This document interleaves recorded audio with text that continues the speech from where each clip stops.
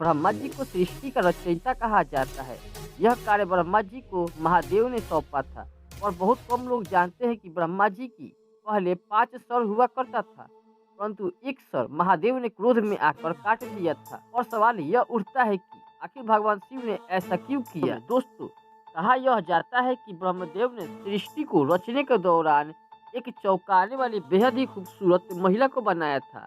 उनकी यह रचना इतनी ज्यादा सुंदर थी कि उसकी सुंदरता पर ब्रह्मा जी मोहित हो गए और ब्रह्मा जी उसे अपना बनाने की कोशिश करने लगे। ब्रह्मदेव अपने ही द्वारा उत्पन्न शत्रुपा के प्रति आक्रामक हो गए और ब्रह्मदेव बस उसी को सदैव निहारा करते थे। शत्रुपा ने ब्रह्मदेव की दृष्टि से बचने के लिए और मुमकिन प्रयास किया, किंतु वह असफल रही। कहा तो यह जाता है शत्रुपा में हजारों जानवरों में बदलने की शक्ति थी और उन्होंने ब्रह्मदेव से बचने के लिए ऐसा भी किया था, लेकिन ब्रह्मा जी ने शत्रुपा को जानवरों के रूप में भी परेशान करना नहीं छोड़ा और जब वह सब कुछ करके थक गई तब शत्रुपा ने अपना सर ऊपर की तरफ कर दिया, लेकिन ब्रह्मा जी ने अपना एक सर ऊपर की ओर विकसित कर दिया, जिससे शत्रुपा की हर कोशिश नाकामयाब हो गई। भगवान शिव ब्रह्मा जी की इस हरकत को देख रहे थे और भगवान शिव की दृष्टि में शत्रुपा ब्रह्मा जी के पुत्री समान थी और इसीलिए उन्हें यह घोर पाप लगा, जिससे क्रोध में आकर भगवान शिव ने ब्रह्मा जी का 5वां सर काट दिया था ताकि शत्रुपा को ब्रह्मा जी की दृष्टि से बचाया जा सके।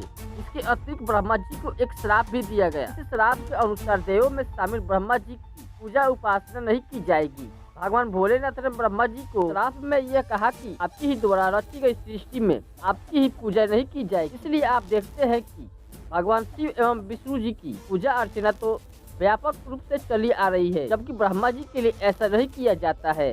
धर्म के बुनियादी सिद्धांतों के अनुसार इस प्रकार से कार्य कर ब्रह्मा देव ने पूरे मानव जाति के संबंध एक अनैतिक उदाहरण पेश किया था और इसी कारण से उन्हें यह श्राप मिला था। लेकिन एक कथा और भी प्रचलित है कि महादेव ने ब्रह्मा जी का 5वां सर झूठ बोलने के कारण काट दिया था।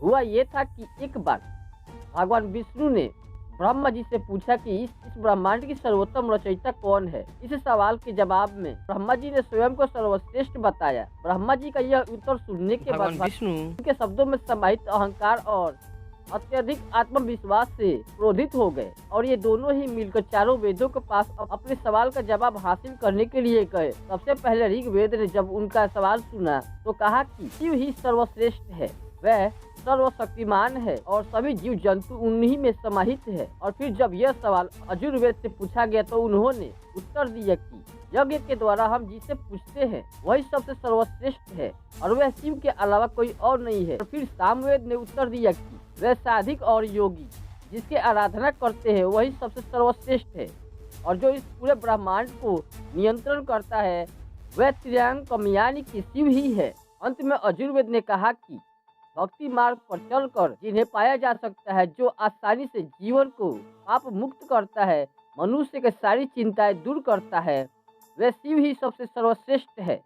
चारों वेदों को उत्तर सुनने के बाद भगवान विष्णु और ब्रह्मदेव का अहंकार शांत नहीं हुआ और वे उनकी जवाबों पर जोर जोर से हंसने लगे। इसके बाद आकाशवाणी हुई और भगवान विष्णु और ब्रह्मदेव के मध्य में एक शिवलिंग प्रकट हो गया और आकाशवाणी हुई, जो भी इसका आदि अंत पा लेगा वही सबसे सर्वश्रेष्ठ होगा। इसके बाद ब्रह्मदेव और भगवान विष्णु उस दिव्य शिवलिंग की आदि और अंत ढूंढना शुरू कर देते हैं। वही हजारों लाखों वर्षों के प्रयासों के बाद भी जब भगवान विष्णु को उसका अंत नहीं मिला तब उन्हें समझ आता है कि इसका तो कोई न आदि है न अंत है। परंतु दूसरे ओर ब्रह्मदेव ऐसा नहीं करते हैं और वे आकर झूठ बोलने लगते हैं कि उन्हें उसका सूरा मिल चुका है और इसके लिए वह एक गलत साक्षी अपने साथ लेकर आते हैं और वह साक्षी कोई और नहीं बल्कि केतकी का पुष्प होता है, जो इससे ब्रह्मदेव ने झूठ बोलने को कहा था। और जब ब्रह्मदेव और केतकी के पुष्प यह झूठ बोलते हैं तब